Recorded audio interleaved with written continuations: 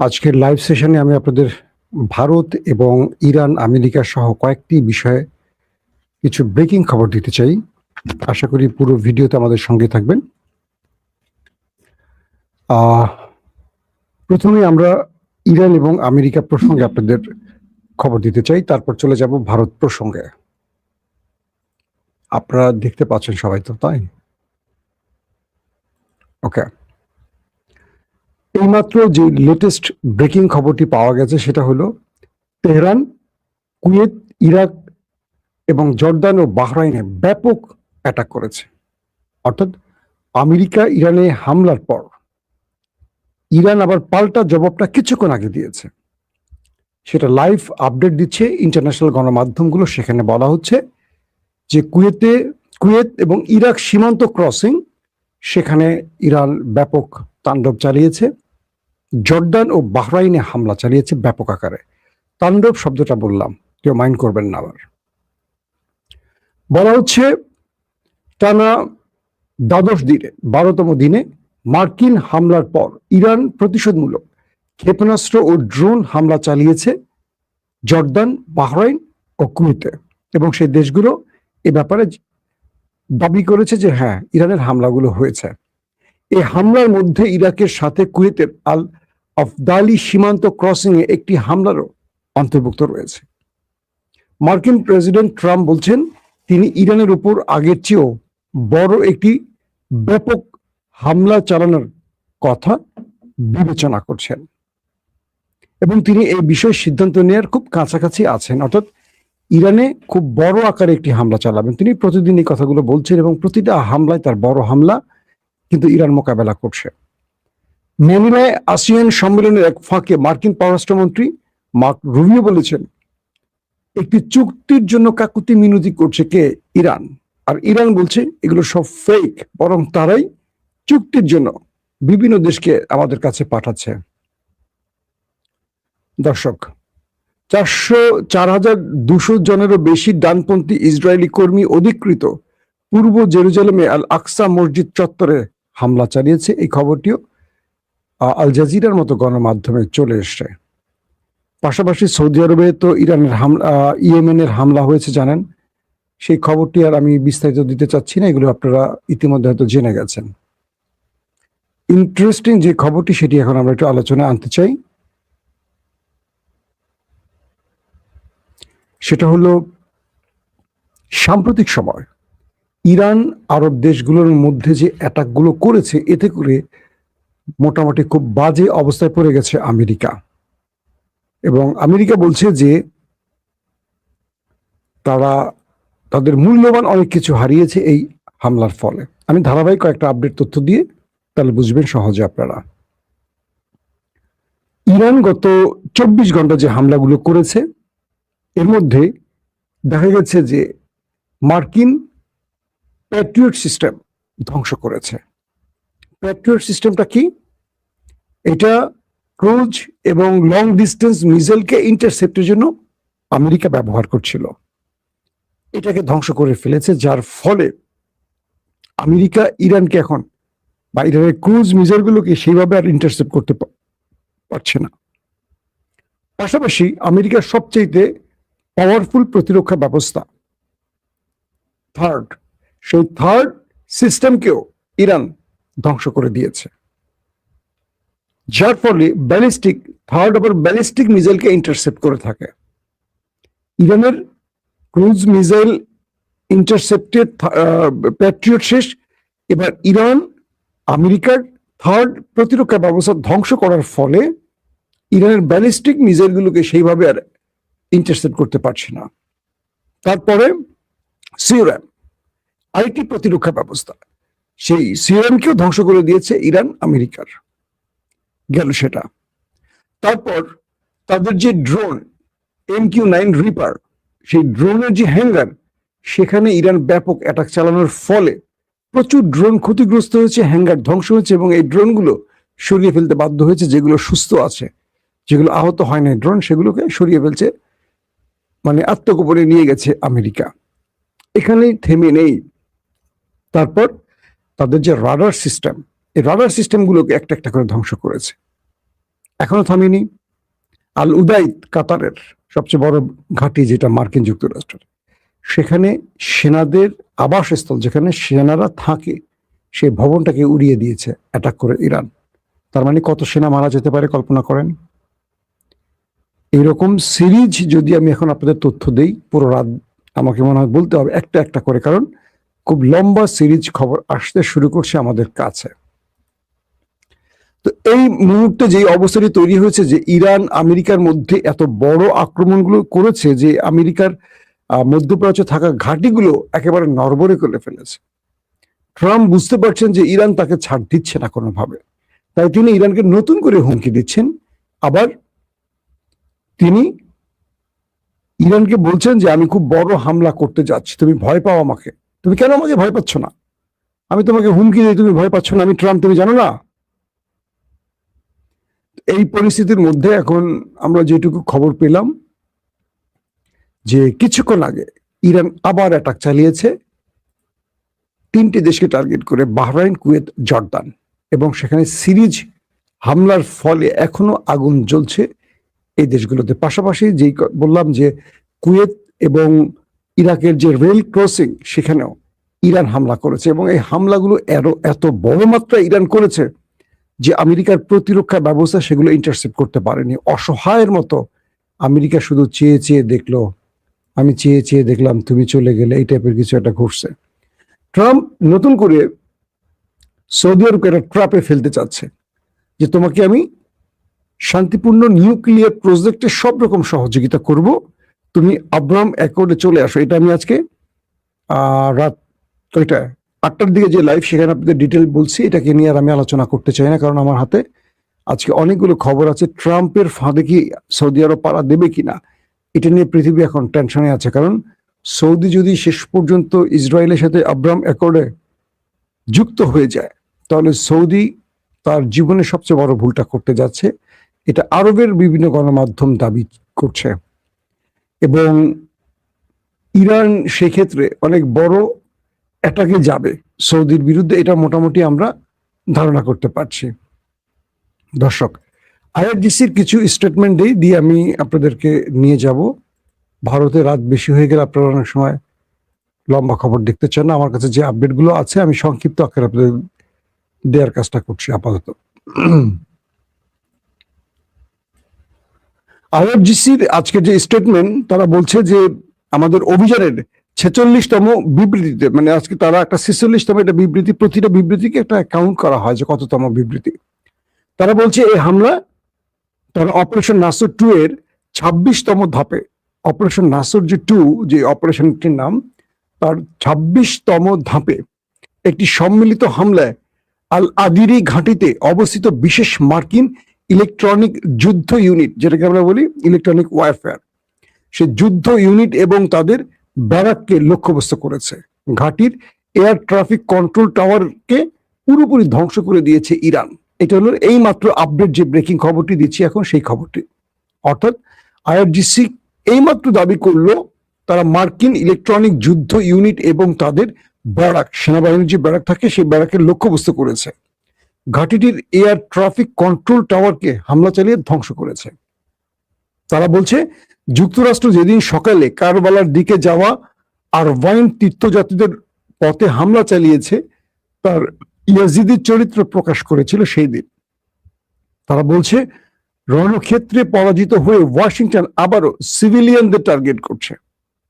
একদম খোলামেলা বার্তা যে তোমরা যুদ্ধের ময়দানে আমাদের সাথে পারছো না বলে এখন সিভিলিয়ানদেরকে টার্গেট করছো।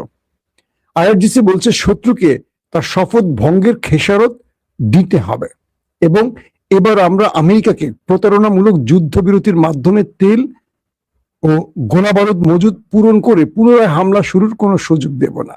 This is point. ইরান বলছে ওরা আমাদের সাথে প্রতারণা করছে। যখন আমাদের সাথে যুদ্ধে পারে না, হেরে যায়, তখন কিছু মিত্রদের মাধ্যমে আমাদের কাছে প্রস্তাব পাঠায় যুদ্ধবিরতি বা শান্তিপূর্ণ একটা আলোচনা। মূলত তারা এই সময়টিতে তেল মজুদ করে, তাদের যে গোলাবারুদ শেষ হয়ে যায় সেই গোলাবারুদ মজুদ করে বা তৈরি করে, এবং তারা যুদ্ধের জন্য প্রস্তুতি নেয়। এই সুযোগটিতে আমাদের সাথে আলোচনার নাম করে এটা প্রতারণা করে। তো আমরা আমেরিকাকে এই সুযোগটি আর দেব না যে তারা আমাদের সাথে প্রতারণা করবে সময় নিয়ে, আর তাদের সাথে আমাদের কোনো সিজফায়ার বা শান্তিপূর্ণ আলোচনা হবে না। এখন যুদ্ধের ময়দানে আমরা সমাধান খুঁজব। মার্কিন বাহিনী ভারত মহাসাগরে তাদের নৌযানগুলোর ক্রুজ ক্ষেপণাস্ত্র মজুদ নিঃশেষ করে ফেলেছে। অর্থাৎ ভারত মহাসাগরে তাদের যেই নৌযানগুলো আছে, রণতরীগুলো আছে বা যুদ্ধ জাহাজগুলো আছে, তাদের ক্ষেপণাস্ত্র প্রায় শেষ করে ফেলছে, কারণ এগুলো ক্রুজ ক্ষেপণাস্ত্রগুলো ইরানে মেরেছে, মোটামুটি এদের টান পড়ে গেছে ভান্ডারে। এবং আগের দিন ব্রিটেনের RFF ফেয়ারফোর্ট থেকে উড়ে আসা B-1 বোমারু বিমান ব্যবহার করেছে তারা। মানে এটার জন্য কিন্তু আজকে যুক্তরাষ্ট্রের কঠোর সমালোচনা করে হুঁশিয়ারি দিয়েছে ইরান। বলছে যুক্তরাজ্য তোমরা যদি নেক্সট টাইম আমেরিকাকে এইভাবে আর কোনো সহযোগিতা করো, আমাদের লক্ষ্যবস্তুতে পরিণত হবে। একদম মানে ব্রিটেনকে হুমকি দিয়েছে ইরান। তারা কি বলছে, আগের দিন ব্রিটেনের RF ফেয়ারফোর্ট থেকে উড়ে আসা B-1 বোমারু বিমান ব্যবহার শুরু করেছে আমেরিকা, এটা ব্রিটেন থেকে। IRGC বলছে পররাষ্ট্র মন্ত্রণালয়ের কর্মকর্তারা যেমনটা বলেছেন, ইরানের মাটিতে আগ্রাসনের জন্য ব্যবহৃত যে কোনো ঘাঁটি আমাদের বৈধ লক্ষ্যবস্তু। অর্থাৎ আরবকে যেভাবে বৈধ লক্ষ্যবস্তু বানিয়েছে ইরান, এবার ব্রিটেনকে, ইংল্যান্ডকে বা যুক্তরাজ্যকে তাদের বৈধ লক্ষ্যবস্তু বানাবে যদি নেক্সট টাইম ব্রিটেন আমেরিকাকে কোনো ঘাঁটি ব্যবহারের অনুমতি দিয়ে থাকে। একদম সরাসরি ব্রিটেনকে হুঁশিয়ারি দিয়েছে। IRGC ব্রিটিশ রাজতন্ত্রকে তাদের অপকর্মের দায় আরো না বাড়ানোর জন্য সতর্ক করেছে। ব্রিটিশকে বলছে তোমাদের অপকর্মের দায় আর বাড়িও না। এবং গণহত্যা, স্বৈরাচারী শাসন চাপিয়ে দেয়া এবং ফিলিস্তিন দখল সংগঠিত করা ও ইসরায়েলের শাসন ব্যবস্থার প্রতিষ্ঠার মতো বিপর্যয় সৃষ্টির ইতিহাসের উদ্ধৃতি দিয়েছে। অর্থাৎ এই ব্রিটেনই কিন্তু ফিলিস্তিন দখল করে ইসরায়েল নামক একটি রাষ্ট্র তৈরি করে দিয়েছে। দর্শক, আর শেষ যে খবরটি দিব এই কি বলে আপনার আমেরিকা ইরানে, তারপর চলে যাও ভারত প্রসঙ্গে। সেটি হলো ইতিমধ্যে বিভিন্ন জায়গায় মানে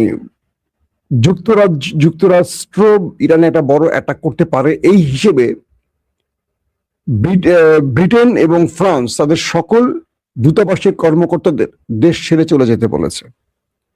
এবং আরো কয়েকটি দেশ তারা তাদের এম্বাসি বন্ধ করে ইরান ছেড়ে দেওয়ার ঘোষণা দিয়েছে। তার মানে ইরান একটা বড় হামলা করতে যাচ্ছে যুক্তরাষ্ট্র, এটা ক্লিয়ার।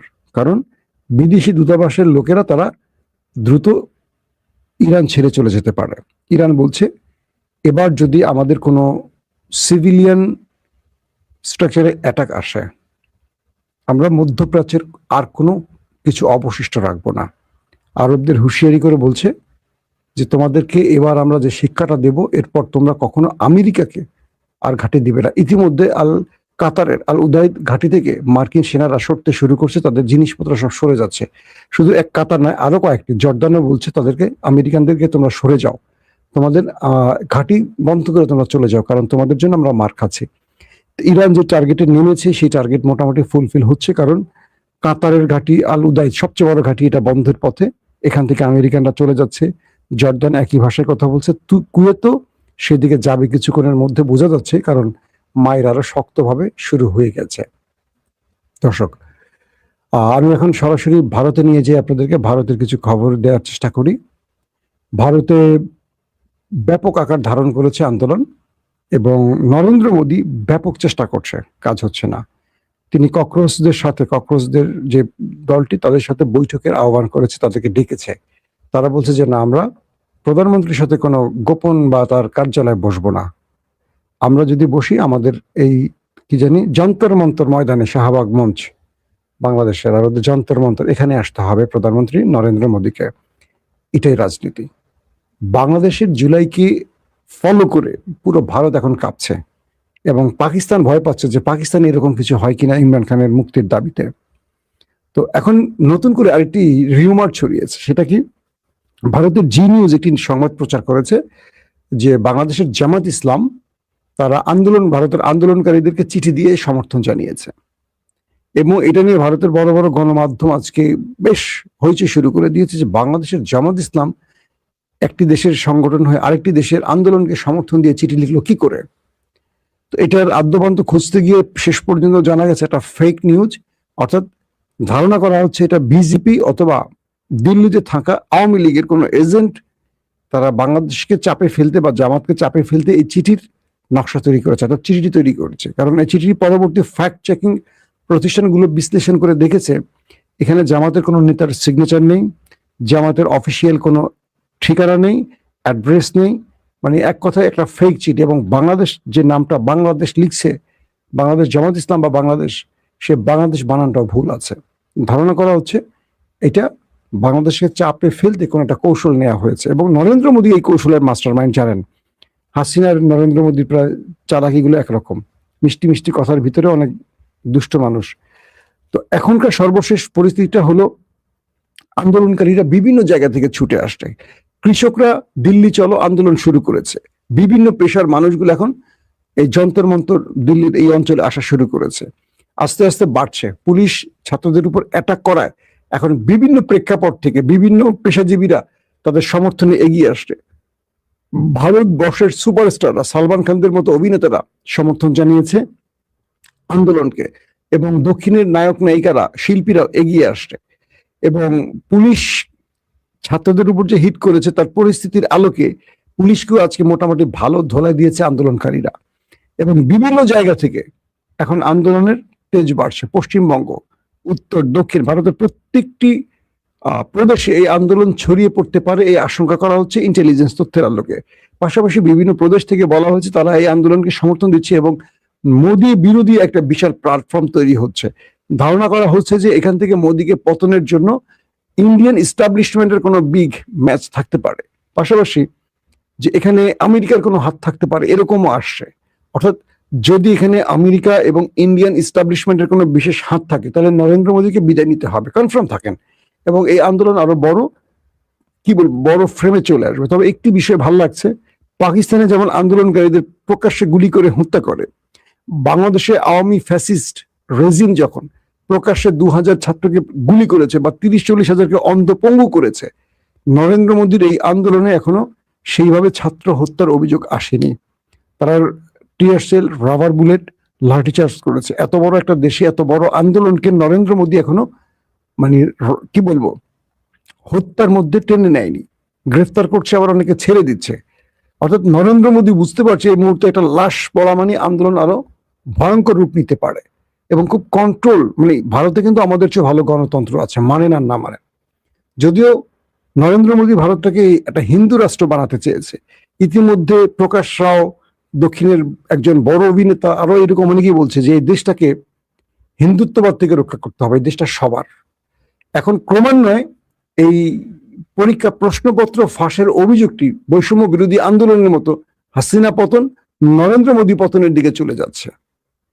তো এখন আন্দোলন ক্রমান্বয়ে বাড়ছে, প্রত্যেকটা অঞ্চলে আন্দোলন ছড়িয়ে পড়ার জন্য আহ্বান করছে ককরোচ পার্টি, এবং প্রতিটা মোদী বিরোধী রাজনৈতিক দল, বিজেপি বিরোধী আন্দোলনগুলো তারা আস্তে আস্তে ইউনিটি তৈরি করছে, ঐক্যবদ্ধ হচ্ছে। নরেন্দ্র মোদী প্রথমে ছাত্রলীগ নামিয়েছিল, মানে তাদের যে ছাত্রলীগ তাদের নামিয়েছিল, তাদেরকে পিটিয়ে মারছাড়া করেছে ছাত্ররা, পুলিশ মোটামুটি ধোলাই টোলাই খাইছে। তবে পুলিশ এখন পর্যন্ত এটা করেনি আর কি, মানে মানুষ হত্যার মতো কাজ করেনি। তো তারপরও যেটুকু বোঝা যাচ্ছে পুরো দিল্লি কন্ট্রোল এখন আন্দোলনকারীদের, এটা আস্তে আস্তে বিভিন্ন প্রদেশে ছড়াচ্ছে, যেটা নরেন্দ্র মোদীর পতনের দিকে নিয়ে যেতে পারে। দর্শক, আজকের মতো শেষ করতে চাই। আমরা আপনাদেরকে প্রতিদিন এখন ভারতের আপডেটগুলো দেওয়ার চেষ্টা করব, পাশাপাশি যেই খবরগুলো নিয়মিত থাকছে সেগুলো থাকবে। আজকে চেয়েছিলাম বাংলাদেশ নিয়ে কিছু কথা বলবো। বাংলাদেশের সেনা প্রধান আমাদের মিস্টার ওয়াকারুজ্জামান, তিনি তুরস্কে সফরে আছেন, তুরস্কের সেনা প্রধানের সাথে বৈঠক করছেন। আমি চেষ্টা করবো কালকে এটার ব্যাপারে কিছু আপডেট তথ্য আপনাদের দেওয়ার জন্য। ওকে দর্শক, আজকের মতো বিদায় নিয়ে প্রত্যেকে ভালো থাকবেন। আল্লাহ হাফিজ। আসসালামু আলাইকুম। আশা করি সবাই ভালো আছেন। এটা ইরান বলেছে। ইরানের কোনো খুচরা বা চুনোপুটি সাংবাদিক এ কথা বললে অন্য কথা ছিল। ইরানের পার্লামেন্ট স্পিকার জনাব গালিবাফ এ কথা বলেছেন। আপনাদের সামনে তার টুইট রয়েছে। তিনি বলেছেন যে এই যুদ্ধের সরাসরি নিয়ম হলো হয় সব কিছু, না হয় কিছুই না। যে অঞ্চলে আমরা তেল বিক্রি করতে পারবো না সেখানে অন্য কেউ তেল বিক্রি করতে পারবে না। আমাদের নিরাপত্তা যদি নিশ্চিত ও পাকা না হয় তবে কোনো পরিকাঠামোই নিরাপদ থাকবে না। হরমুজ প্রণালীর নিরাপত্তা তখনই সম্ভব যখন আমেরিকা সেখানে থাকবে না। আমরা বারবার বলেছি যে স্ট্রেট অফ হরমুজের পরিস্থিতি যুদ্ধের আগের মতো থাকবে না। অর্থাৎ গালিবাফ বলেই দিয়েছেন যে আমরা যদি নিরাপদ না থাকি তবে কেউ নিরাপদ থাকবে না। ইরান ইউরোপকে সতর্ক করে দিয়েছে। ইউরোপের দেশগুলোকে ইরান বলেছে, যেসব ইউরোপীয় দেশ আমাদের উপর আক্রমণ চালানোর জন্য আমাদের শত্রুকে তাদের মাটি ও আকাশ সীমা ব্যবহার করতে দেবে, তারা সরাসরি আমাদের শত্রু হিসেবে গণ্য হবে। ইরান এও বলেছে যে যদি আমাদের ব্রিজ এবং পাওয়ার প্ল্যান্টে হামলা চালানো হয় তবে মনে রাখবেন এই অঞ্চলে যারা আছে সবার পরিকাঠামোর উপর হামলা চালানো হবে। পুরো মধ্যপ্রাচ্যকেই হুমকি দেওয়া হয়েছে। অন্যদিকে ইরানের কর্মকর্তা বলেছেন, সমুদ্রে যত জাহাজের পরিচালক আছেন আপনারা শিশু হত্যাকারী আমেরিকার উপর ভরসা করবেন না। আমরা যে গাইডলাইন জারি করেছি এবং হরমুজের যে পথ নির্দেশ করেছে সেটাই অনুসরণ করবেন। আমার বন্ধুরা, আইআরজিসির কমান্ডার তো এমন হুমকি দিয়েছেন যে এখন মনে হচ্ছে যুদ্ধ অনেক দূর গড়িয়ে যাবে। আইআরজিসির কমান্ডার বলেছেন, আমাদের পাওয়ার প্ল্যান্ট ও পরিকাঠামো যদি আরও হামলা হয় তবে আমরা পুরো অঞ্চলের বিদ্যুৎ বিচ্ছিন্ন করে দেব। শুধু ইরানের কথা বলা হচ্ছে না, আশেপাশে যারা আছেন সবার পরিকাঠামোই হামলা হবে এবং সেখানে আলো নিভে যাবে। মনে হচ্ছে ইরান চূড়ান্ত সিদ্ধান্ত নিয়ে নিয়েছে, কারণ ইরানের যত কর্মকর্তা আছেন সবাই একই ধরনের বক্তব্য দিচ্ছেন। ইরানের পররাষ্ট্রমন্ত্রীর টুইট হলো, আমাদের প্রতিরক্ষা নীতি একদম পরিষ্কার, চোখের বদলে চোখ। অর্থাৎ শত্রু আমাদের উপর যে ধরনের হামলা চালাবে আমরাও জবাবে তাদের উপর ঠিক তেমনই হামলা চালাবো, যেমনটা তারা আমাদের উপর চালিয়েছে।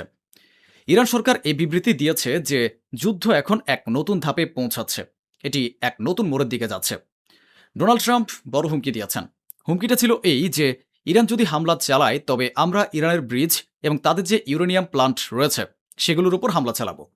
এরপর ইরানের সরকারি কর্মকর্তা মোহাম্মদ মারান্দি এই টুইটটি রিটুইট করে বলেছেন, ঠিক আছে, তাহলে এবার কুয়েত, কাতার, সৌদি আরব, বাহরাইন, ইউএই এবং ওমান খালি করার সময় এসে গেছে। অর্থাৎ এটি একটি সরকারি সতর্কবার্তা। আপনারা নিশ্চয়ই বুঝতে পারছেন, ইরানের শীর্ষ কর্মকর্তা বলছেন যে এখন আরবদের খালি করতে হবে। এই সমস্ত আরব দেশকে নিজেদের ঘাঁটি খালি করতে হবে, নিজেদের কোম্পানি বন্ধ করে দিতে হবে। ইরান এমন এক বিপজ্জনক মোড় নিয়েছে যা ধারণাও করা যায় না। ট্রাম্প টুইট খেলত, আজ প্রথমবারের মতো ইরান টুইট খেলল। ট্রাম্পের সেই হুমকি দেওয়া বক্তব্যকে ইরানি সরকারের আরেক কর্মকর্তা খানদুজি রিটুইট করে লিখেছেন, এটা তো কেবল শুরু। আমেরিকার যেসব সেনা নিজেদের ঘর থেকে হাজার হাজার কিলোমিটার দূরে এসেছে তা তোমার জন্য এসেছে, আর তাদের মৃত্যুতে তোমার কি মাথায় ব্যথা হচ্ছে? তেলের দাম যখন হুহু করে বেড়ে যাবে তখন তোমার কষ্ট আরও বাড়বে। নিজের সৈন্যদেরকে তাদের পরিবারের কাছে ফেরত পাঠাও, নয়তো এক ফোঁটা তেলও তোমাদের ওখানে পৌঁছাবে না এবং আমেরিকার একটা সৈন্য নিজের ঘরে ফিরতে পারবে না। ইরান সরকার এবং আইআরজিসির বক্তব্য দেখে মনে হচ্ছে পরিস্থিতি অনেকটাই বিগড়ে গেছে।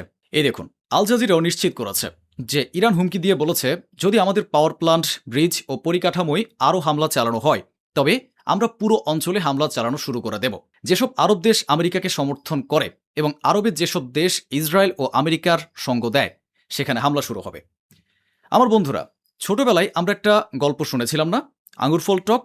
শিয়াল যখন লাফিয়েও আঙুর ফল পেল না তখন খাওয়ার সময় বদনাম করতে করতে গেল যে আমার তো আঙুর চায় না, আঙুর খুব টক, আঙুরের চেয়ে অন্য জিনিস ভালো।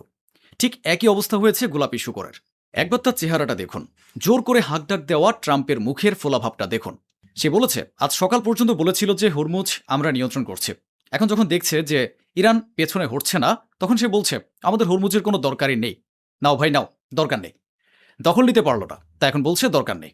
এরপর সে আরও বলল আমরা ওদের ধ্বংস করে দিয়েছে। আর তারপর বলছে ওরা এখন চুক্তির জন্য রাজি হচ্ছে না, ইরান চুক্তিতে রাজি হচ্ছে না। অথচ এই শুকরটাই এতদিন বলছিল ওরা আমাদের সঙ্গে কথা বলার জন্য ছটফট করছে। তো কোথায় কথা বলার জন্য ছটফট করছে? তুই তো নিজেই উল্টে গেলি। তারপর ডোনাল্ড ট্রাম্প বলল ওরা জলদি আমাদের সাথে কথা বলবে, জলদি আলোচনার টেবিলে আসবে। অর্থাৎ বিষয়টি পরিষ্কার হয়ে গেছে, সারা বিশ্ববাসীকে ইরানের আরও একটি বিজয়ের শুভেচ্ছা। গোলাপি শুকর আবার তার কথা থেকে পোল্টি খেল এবং স্বীকার করে নিল যে ইরান কোনো আলোচনা করছে না। শিপিং ইনসাইডার কোম্পানি অর্গানাইজেশন নিজে বলেছে, ভাই এই দেখুন রিপোর্ট, আমেরিকা আর তাদের দালালেরা বলছে হরমুজ নাকি খোলা আছে, কিন্তু সেখান দিয়ে কোনো জাহাজ যাচ্ছে না। এতে পরিষ্কার বোঝা যাচ্ছে যে হরমুজ বন্ধ রয়েছে এবং তা ইরানের নিয়ন্ত্রণে আছে। ওদিকে মোসাদের নতুন ডিরেক্টর লেজ নাড়তে নাড়তে আমেরিকা পৌঁছাচ্ছে। মার্কিন কর্মকর্তাদের সঙ্গে সে ইরানের উপর হামলা চালানোর বিষয়ে কথা বলবে। ইরানকে আক্রমণ করা থেকে আমেরিকা ইসরায়েলকে আটকে রেখেছিল এবং এখনও আটকে রেখেছে। তো এটা পরিষ্কার যে ইসরায়েলও এ যুদ্ধে ঝাঁপিয়ে পড়ার প্রস্তুতি নিচ্ছে। পরিস্থিতি এতটাই খারাপের দিকে গেছে যে ব্রিটেন তাদের দূতাবাস কর্মী এবং নাগরিকদের ইরান থেকে বের করে নিয়েছে। গতকাল ব্রিটেন অনুমতি দিয়ে দিয়েছে, আমাদের ঘাঁটি ব্যবহার করো, ইরানের উপর হামলা করো। এখন বুলগেরিয়াও আমেরিকাকে অনুমোদন দিয়ে দিয়েছে, আমাদের মাটি ও আকাশ সীমা ব্যবহার করে ফাইটার জেটে জ্বালানি ভরো এবং ইরানের উপর হামলা চালাও। ইরানকে এখন সতর্ক হতে হবে। এখন আমেরিকা আনুষ্ঠানিকভাবে ইসরায়েলকে জানিয়ে দিয়েছে যে আমরা ইরানের উপর বড় ধরনের হামলা চালাতে যাচ্ছি, অনেক বড় হামলা, এবং ইরানের যেসব পর্বতমালার চূড়া রয়েছে আমরা সেগুলো উড়িয়ে দিতে যাচ্ছি। আমেরিকা দাবি করেছে যে স্ট্রেট অফ হরমুজে আমরা ইরানের 9টি জাহাজকে পেছনে হটিয়ে দিয়েছে। ইরানের ভেতরে এ কোন শক্তি কাজ করছে? ইরান তো অলৌকিক কাণ্ড ঘটাচ্ছে ভাই, যেন জাদু হচ্ছে। আমেরিকা মাত্র 3 দিন আগে যে ব্রিজ উড়িয়ে দিয়েছিল, এই দেখুন, ব্রিজ উড়িয়ে দেওয়ার পর রাতারাতি ইরান সে কাঁচা রাস্তা সমান করে একেবারে চীনাদের মতো রাতারাতি পাকা সড়ক বানিয়ে ফেলেছে।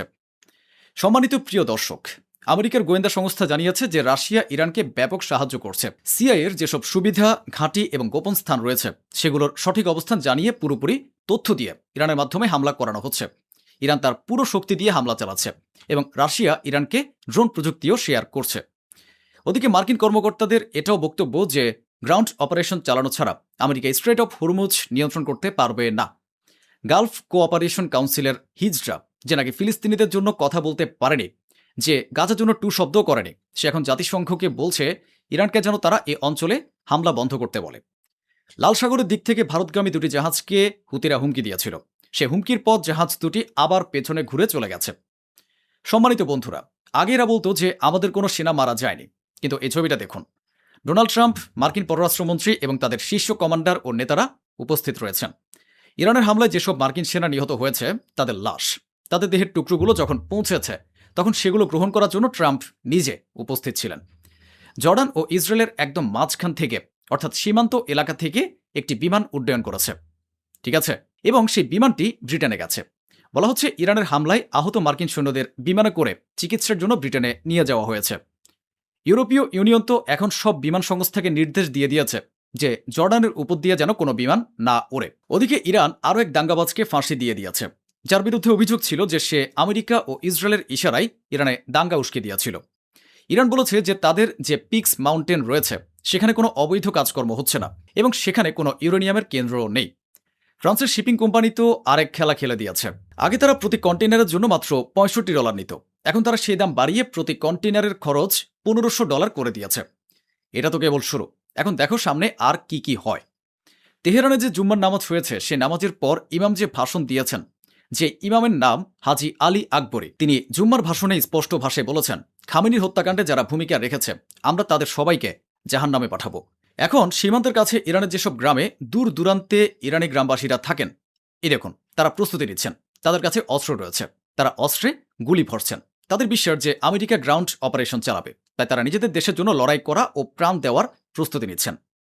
রাশিয়ার পররাষ্ট্রমন্ত্রী সের্গেই লাভরভ সম্প্রতি একটি বয়ানে বলেছেন যে ইরানের সাথে যা ঘটল তা দেখে যেসব দেশের কাছে পরমাণু অস্ত্র নেই তারা এখন ভাবছে ইরানের কাছে পরমাণু অস্ত্র না থাকা সত্ত্বেও যখন তাদের সাথে এমন ঘটনা ঘটছে তখন ভবিষ্যতে যদি আমাদের সাথে এমনটা হয় তবে আমরা কিভাবে নিজেদের সুরক্ষিত করব।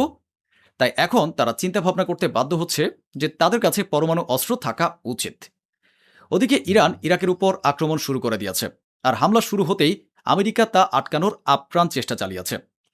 অন্যদিকে আপনাদের জানিয়ে রাখি, জর্ডানের সাইরেন বাজছে। ইরানের এই 2 জন সৈনিক একটি বোমা নিষ্ক্রিয় করার চেষ্টা করছিলেন, কিন্তু তা না পেরে বিস্ফোরণ ঘটে এবং দুজনেই মারা যান। তো বন্ধুরা, এই ছিল আজকের আয়োজন, যা স্বচ্ছভাবে আপনাদের সামনে তুলে ধরা হলো। আশা করি আমাদের এই প্রচেষ্টা আপনাদের ভালো লেগেছে। অসংখ্য ধন্যবাদ। সুস্থ থাকুন, ভালো থাকুন।